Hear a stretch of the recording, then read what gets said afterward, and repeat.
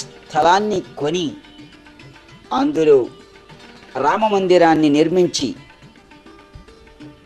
ఒక ప్రక్కన వైద్య సేవలు అందిస్తూ మరి ఒక ప్రక్కన విద్యాబోధన చేస్తూ ఉండేవారు.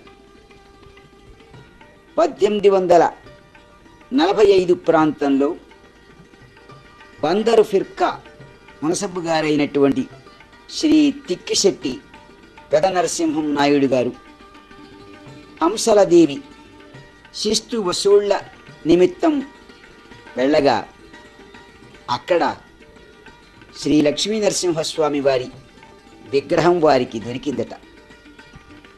దానిని వారు బందరు తీసుకుని వచ్చి ఈ రామాలయంలో ప్రతిష్ఠించారని ప్రతీతి. తదుపరి అప్పటి కాలంలో ధనవంతులైనటువంటి మాజేటి వారు కొంత దాతృత్వంతో మరికొంత దాతల సహకారంతో ఈ ఆలయాన్ని సర్వాంగ సుందరంగా ఉంచారు. ఈ మధ్యకాలంలో ప్రతి పౌర్ణమికి ఇక్కడ అఖండ దీపం వెలిగించటం జరుగుతోంది. అలా క్రమం తప్పకుండా కొన్ని పౌర్ణములు అఖండ దీపాన్ని వెలిగించినట్లయితే కోరుకున్న కోర్కెలు నెరవేరుతున్నట్లుగా భక్తులంతా విశ్వసిస్తున్నారు. అందుకే కాబోలు పౌర్ణమికి భక్తుల సంఖ్య విశేషంగా పెరుగుతోంది. మరో విశేషమేమంటే శివగంగలో వలనే చిలకలపూడి పాండురంగని దేవాలయంలో వలనే ఈ దేవాలయానికి ప్రక్కన ఒక పెద్ద కోనేరు ఉంది. ఆ కోనేరులో నిధి నిక్షేపాలు ఉన్నట్లుగా కూడా ప్రతీతి. క్షేత్రంగా ప్రసిద్ధిగాంచినటువంటి చిలకలపూడి పాండురంగ దేవాలయం. ఈ ఆలయం 1929లో ప్రారంభించి 1935 నాటికి నిర్మాణం పూర్తి చేశారు.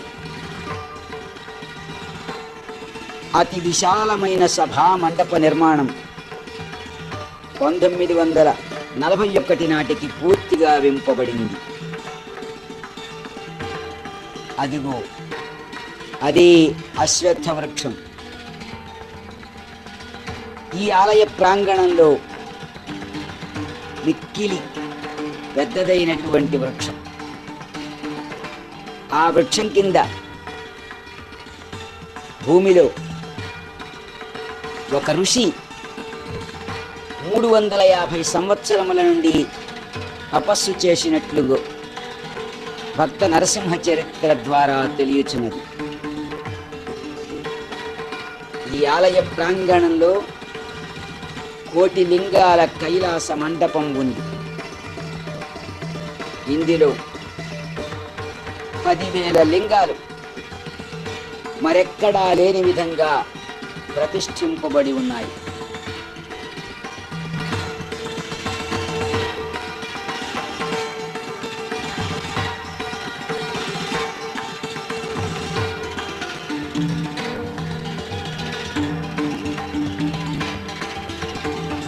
సప్తఋషులు కూడా ఇక్కడ శాస్త్రోక్తంగా ప్రతిష్ఠింపబడి ఉన్నారు. మరో విశేషమేమంటే ఇక్కడ నవగ్రహాలు సతీ సమేతంగా పూజలందుకుంటున్నారు. ఈ ఆలయంలో చుట్టూ 101 మందిరాలలో పాండురంగని భక్తుల పాలరాతి విగ్రహాలు చూపరులను ఎంతగానో ఆకర్షిస్తాయి. ప్రతి సంవత్సరం కార్తీక శుద్ధ ఏకాదశి నుండి పూర్ణిమ వరకు ఇక్కడ వార్షికంగా ఉత్సవాలు జరుగుతాయి. రాష్ట్రం నుండియే కాక రాష్ట్రీయతరాల నుండి కూడా భక్తులు విరివిగా ఈ ఉత్సవాలలో పాల్గొంటారు.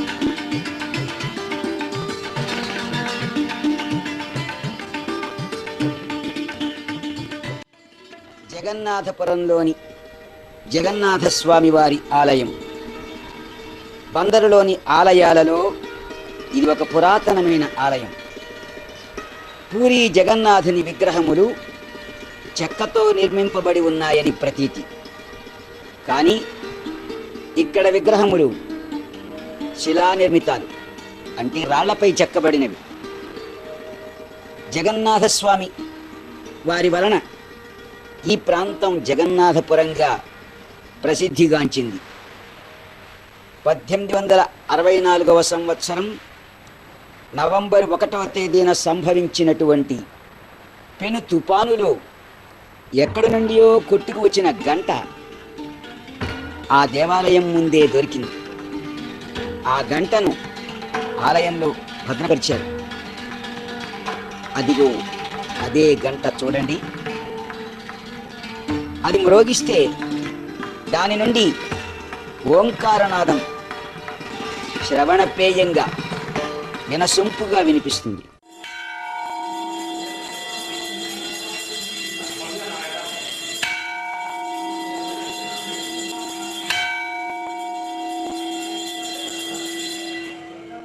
ఈ ఆలయంలో తెలియని లిపిలో ఉన్నటువంటి ఒక శాసనం కూడా ఉంది.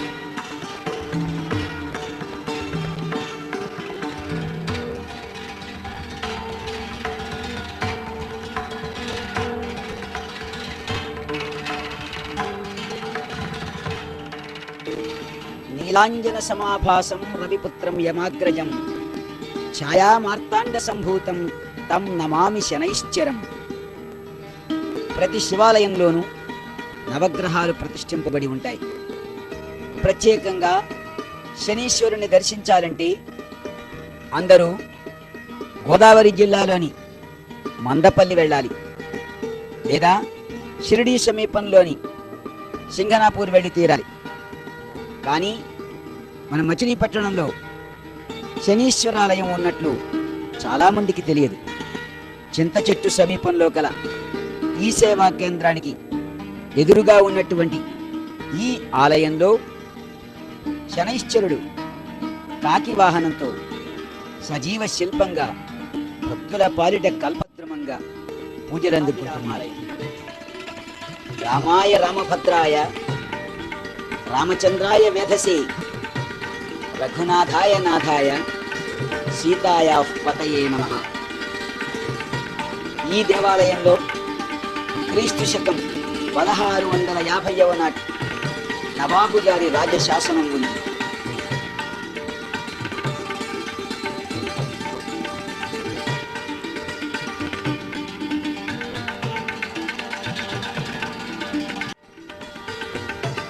దీనిని బట్టి అంతకు పూర్వమే ఇచ్చట ఈ ఆలయం ఉన్నట్లుగా భావింపవచ్చు. హిందూ దేవతలకు నవాబులు దానములు ఈనాములు ఇవ్వటం అనూచానంగా వచ్చేటువంటి ఆచారం. ఆ రోజులలో మచిలీపట్నం మత సామరస్యానికి మారుపేరుగా ఉండేది.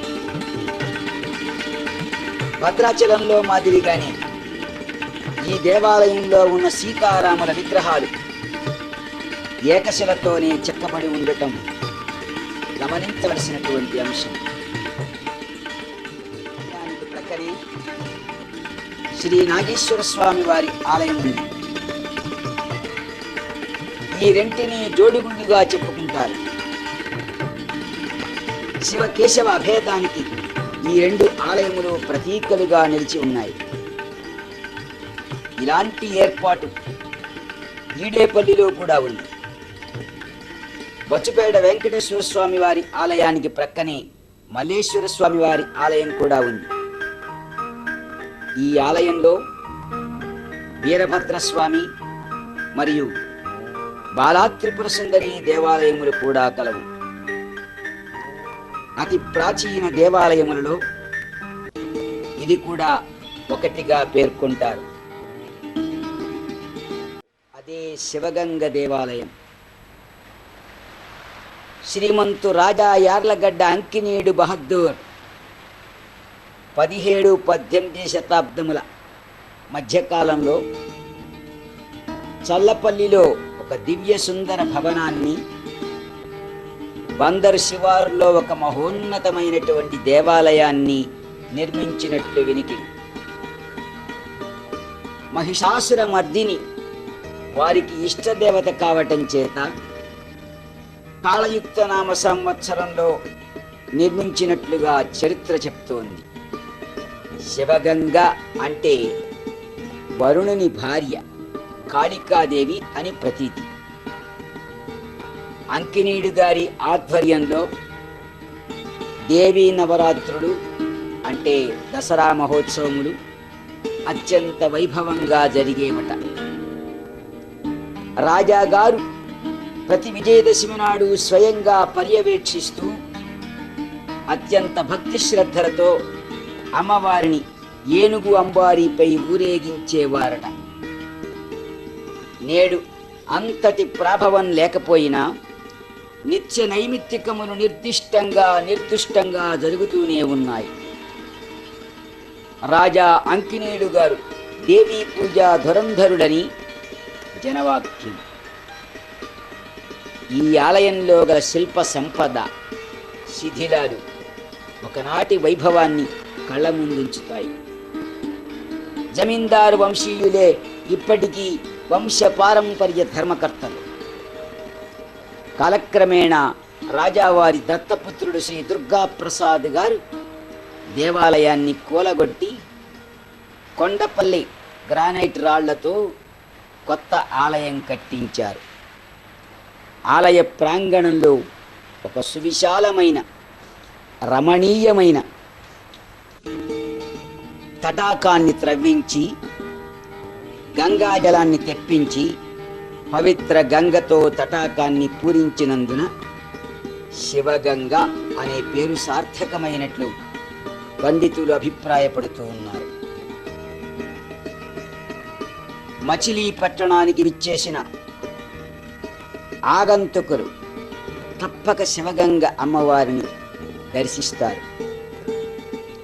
అమ్మవారు 8 సంవత్సరముల బాలిక వలె భక్తులకు దర్శనమిచ్చి మనోరథములు ఈడేరుస్తూ ఉంటుందని భక్తుల విశ్వాసం. శివగంగ దేవాలయం వాస్తవంగా ప్రశాంత రమణీయం. అదే రసలింగేశ్వరాలయం. ఇది కూడా చింతకుంటపాలెంలో ఉన్నది. ఈ ఆలయంలో సదాశివములనిచ్చే సదాశివుడు పాదరసంతో చేసిన లింగాకృతిలో ఉంటాడు. నమశివాభ్యాం నవయౌవనాభ్యాం పరస్పరాశ్లిష్ట వపుర్ధరాభ్యాం నగేంద్ర కన్యా వృషకేతనాభ్యాం నమో నమః శంకర పార్వతీభ్యాం.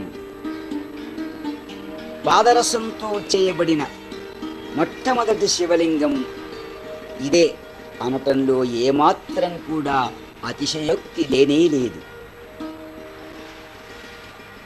ప్రస్తుతం సర్వాంగ సుందరంగా తీర్చిదిద్దబడి విశేషంగా కార్తీక మాసంలో విశేష పూజలు అందుకుంటూ భక్తుల పాలిటి కల్పవృక్షంగా ఈ రసలింగేశ్వరుడు వెలుగొందుతున్నాడు.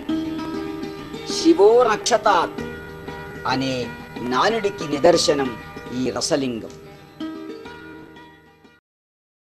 శక్తి పఠాలు ఆధ్యాత్మిక కేంద్రంగా బాసిల్లుతున్న మచిలీపట్నం శక్తి పటాలతో ఒక ప్రత్యేకతను సంతరించుకున్నది.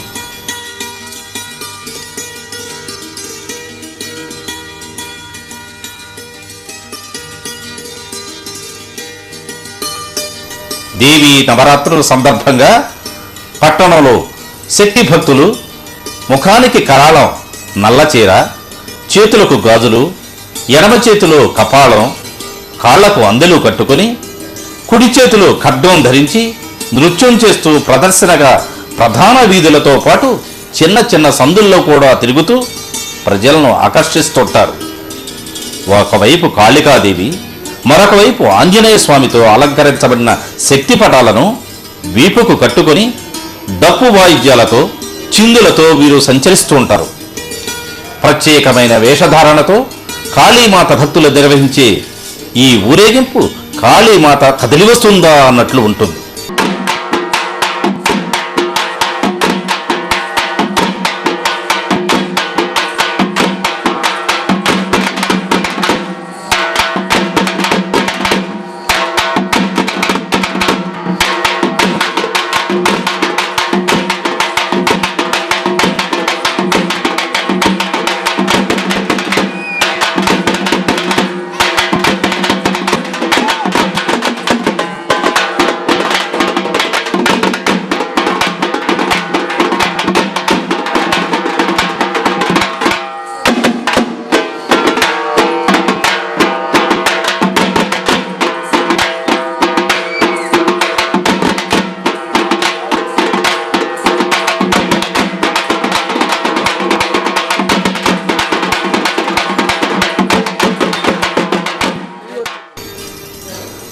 శక్తి పటాల ఊరేగింపుకు ఆద్యుడు బుద్ధ్ సింగ్ 133 సంవత్సరాల క్రితం ప్రవేశపెట్టబడిన ఈ ఊరేగింపులు నేటికి భక్తి శ్రద్ధలతో కొనసాగటం విశేషం. పందరు పట్టణానికి చెందిన బుద్ధ్ సింగ్ అనే వ్యక్తి సైన్యంలో సిపాయిగా పనిచేస్తూ విధి నిర్వహణపై కలకత్తాకు 1873 సంవత్సరంలో వెళ్ళినప్పుడు కాళీమాతను దర్శించాడు. తిరిగి ఇంటికి వస్తుండగా అమ్మవారు స్వప్నంలో కనిపించి తనను బందరులో ప్రతిష్ఠించి పూజలు చేయమని ఆదేశించిందట. ఆ అమ్మ ఆదేశ ప్రకారం పట్టణంలోని ఈడేపల్లిలో జోడుగుళ్ళ దగ్గరలో ఉన్న ఖాళీ స్థలంలో చిన్న పాక వేసి ఒక ప్రభరూపంలో అమ్మవారిని ప్రతిష్ఠించి నవరాత్రులు క్రమం తప్పకుండా ఉత్సవాలు నిర్వహించాడు. భాద్రపద బహుళ అమావాస్య రోజున శ్మశానంలో ఒక చిన్న శక్తి పటాన్ని ప్రభరూపంలో వీపుకు కట్టుకొని ఇంటింటికి వెళ్ళేవాడు. ప్రభరూపంలో అమ్మవారిని బుద్ధ్ సింగ్ ప్రతిష్ఠించిన స్థానంలో 2002 ఫిబ్రవరి 22న శ్రీ కాళికా భవానీ శక్తి ఆలయంగా వెలిసింది. ఆ ఆలయమే ఇది.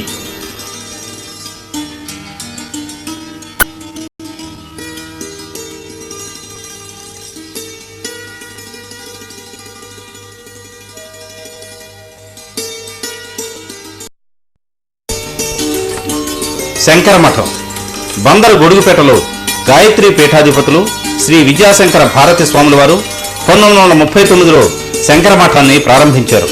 ఇందుకు శ్రీ కస్తూరి సీతాపతిరావు గారి తండ్రి కృష్ణానంద పంతులు గారు 1200 చదరపు గజంల స్థలాన్ని దానంగా ఇచ్చారు.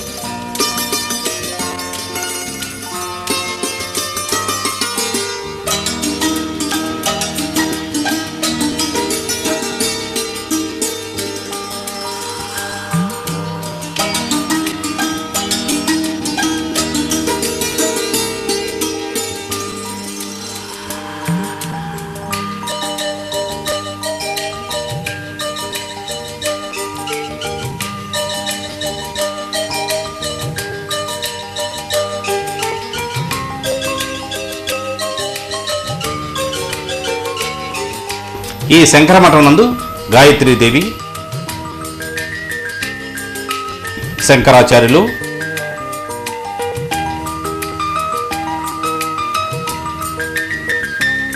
గాయత్రీ పీఠం,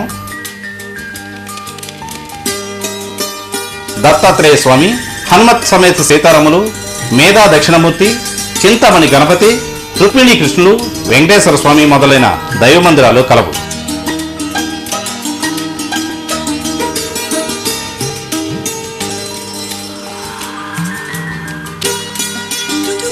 పంతొమ్మిది 1928లో సాంగ వేద పాఠశాలను స్థాపించి వేద విద్యను నేర్పుతుండేవారు. ఈ పాఠశాలలో చేరిన విద్యార్థులకు దాదాపు 1 దశాబ్దం పాటు ఉచితంగా వేద విద్యను నేర్పడమే గాక వారికి ఉచిత భోజనము మరియు ప్రతి నెల ఉపకార వేతనము ఇచ్చుతున్నారు. అగ్ని